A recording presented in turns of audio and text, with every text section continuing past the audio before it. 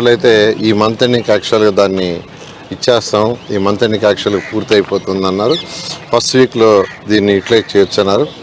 అదేవిధంగా ఈ Buckingham canal ముందు యాక్చువల్గా అక్కడ 2 కెనాల్స్ ఉన్నాయి.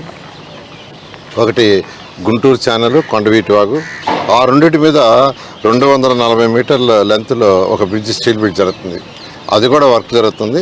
అది కూడా నెక్స్ట్ మంత్లో వాళ్ళు కంప్లీట్ చేస్తూ ఉన్నారు. ఈ 2 అయిపోతే సీడ్ యాక్సిస్ రోడ్ ఏదైతే ఉందో అది డైరెక్ట్గా మంగళగిరి రోడ్డు మీకు ఎక్కుతుంది. అయితే ఈ సీడ్ యాక్సిస్ రోడ్ ఫ్యూచర్లో నేషనల్ హైవే ఏదైతే ఉందో నేషనల్ హైవే తోటిగా ప్లాన్ చేసాము, దాన్ని కూడా వర్క్ టేకప్ చేశారు. ఈ విధంగా అమరావతి క్యాపిటల్ సిటీలో ఏదైతే ఈ క్యాపిటల్ సిటీలో పోవడానికి ఈరోజు బండ్ రోడ్ని యాక్చువల్గా యూటిలైజ్ చేస్తున్నాం. ఈ బ్రిడ్జ్ కానీ పూర్తి అయిపోతే, 2 బ్రిడ్జిలు పూర్తి అయిపోతే ఇంకా బండ్ రోడ్డు మీద పోవాల్సిన అవసరం ఉండదు. బండ్ రోడ్డు కూడా యాక్చువల్గా టేకప్ చేసి అది కూడా యాక్చువల్గా టెండర్ అయిపోయింది. దాన్ని కూడా యాక్చువల్గా వీలైన తొందరలో దాన్ని కూడా అలాట్ చేసి బండ్ రోడ్డు కూడా లేనప్పుడు ఇంకా ల్యాండ్ ఎక్విజిషన్కే పోవడం జరుగుతుంది. ఇది ఎప్పటికల్లా పూర్తవుతుంది?